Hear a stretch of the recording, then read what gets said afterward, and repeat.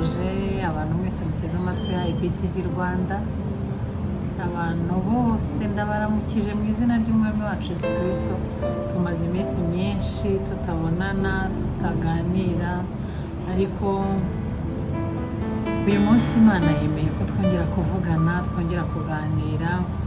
Ndabashoje inshuti zanjye zose ziri mu Rwanda, ndabashoje inshuti zanjye ziri hanze y'u Rwanda, hari inshuti zanjye ziri Uganda, Imana ibaha umugisha mwinshi. Hari abashuti banjye bari i Burundi, Imana ibaha umugisha mwinshi. Hari n'abashuti banjye bari muri Kenya, harimo na marene wanjye mukuru ari muri Kenya, ndamushoje cyane. Hanyuma ndasoza n'abashuti banjye bari Tanzania, salamu ndabaramukije cyane.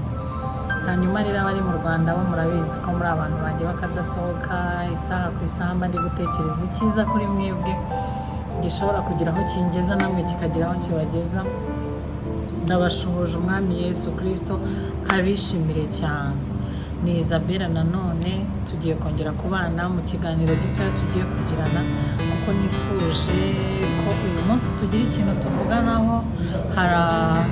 Hari linye nshaka guha abantu b'abakristo rwose, ndumva nshaka kubaha linye yo kugira ngo dukomeze umurimo w'Imana nta gihagaze, urusengero rwacu turarufite, isaha ku isaha twasengera mu ngo zacu. Hanyuma rero ubwo nashaka kubwira abantu b'inshuti zacu ko urusengero, umuntu wese urusengero rwe bafunze, bakaba bararufunze, akaba atarabasha kubona uko aterana, nabashishikarizaga ngo duhurire kuri IBTV Rwanda ku cyumweru ku isaha ya 10:00. Iteraniro rizajya riba dutangiye mu materaniro, tuzajya tubana n'amakorali, tuzajya tubana n'abahanzi ku giti cyabo.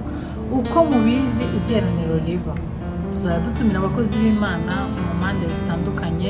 10:00 zuzuye tuzajya tugirana iteraniro, kandi no kuri mbakumbuze ko rizaba ari ibihe byiza, ari ibihe abantu benshi bakeneye muri ino minsi.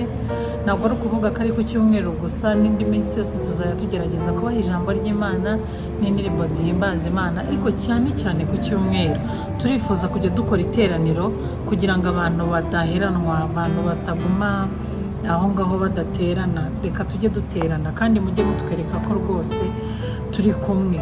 Hasi mu kiganiro muri comment mutubwire yuko tuzabana ku cyumweru dufite iteraniro rizaba rishyushye rwose kuri IBTV Rwanda. Tuzaba turi kumwe n'abahanzi, tuzaba turi kumwe n'umukozi w'Imana kugeza izi saha, bikiri surprise tutaratangaza ngo ni runaka, ariko umukozi w'Imana azaba hari uwo munsi. Hanyuma nzi ko tuzaryoherwa, ndumva mfite icyizere gikomeye ko tuzaryoherwa kuri uwo munsi. Hanyuma rwose inshuti zanjye ndabakunda cyane, ku buryo mba numva mpora ntekereza ko nabagezaho ibintu byiza. Nk'ubu abantu benshi barambaje ngo ese ko twabuze aho duteranira, ese iki n'iki, kandi koko nanjye ndareba nsanga nibyo. Abantu benshi mu nsengero zirafunze, ntabwo bari kubona ukuntu baterana, ariko tujye tuzirikana ko imitima yacu arizo nsengero zikomeye cyane, kuko ibyo umutima wanaguhanuriye burya nta n'undi wabiguhanurira.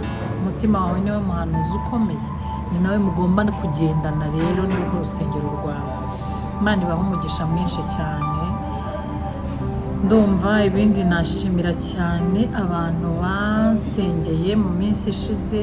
Abashuti banjye barabizi cyane ko narwaye cyane, ariko Imana yo mu ijuru ikaba yaranyijije kugeza izi saha. Ndumva ameze neza, nubwo hari bitararangira neza, ariko ndabizi ko Uwiteka ari kumwe natwe.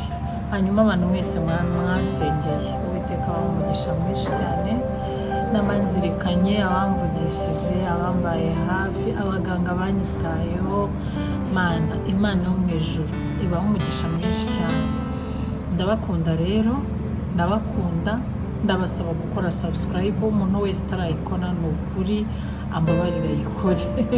ambabarira ayikore kugira ngo ibiganiro byose nzajya nsohora mujye mubibona, indirimbo nasohoye muzibone, kuko muranifuza iteka ko twaba turi kumwe, kandi turi kumwe mu byiza. Niyo mpamvu mba nshaka ko abantu batarakora sabone mudufasha mugakora sabone kugira ngo ubwo mbwiye abantu bavuga igifaransa niba barabimbwiye ko kitwa sabone. Hanyuma rero nimugakoreho rwose kugira ngo ibintu byose mujye mubibonera ku gihe. Aba diaspora b'inshuti zanjye ndabaramukije mwese muri izi. Hari abantu bari muri Canada ndababwiye ngo Imana yo mu ijuru ibahundagazeho imigisha myinshi cyane.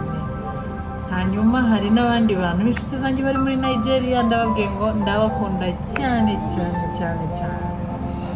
Nigeria igwe ndabaramukije rwose.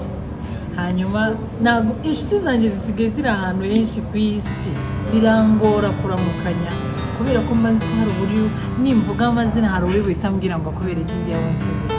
Ariko ndababwiye ngo mwese ndabakunda. Hari umushuti wanjye cyane uri muri Finland ndamuramukije cyane. Pastor Canada ndakuramukije, Imana yo mu ijuru iguhe umugisha mwinshi. Hanyuma rero murakoze cyane, reka mbatumire ku cyumweru. Mbateguje umunsi ni kuwa mbere, mbateguje kuwa mbere kugira ngo ku cyumweru tuzabane, kugira ngo ku cyumweru saa 10 muzambabarire ibyo muzaba murimo byose, muzabe mubihagaritseho gato muvuge mutereka tujye kuri IBTV Rwanda turebe ko koko ibintu Isabella yadusezeranyije ari byo yakoze. Imana yo mu ijuru ibahe umugisha mwinshi, ndabakunda cyane kandi ndabazirikana. Duhure ku cyumweru saa 10 zuzuye. Murakoze cyane.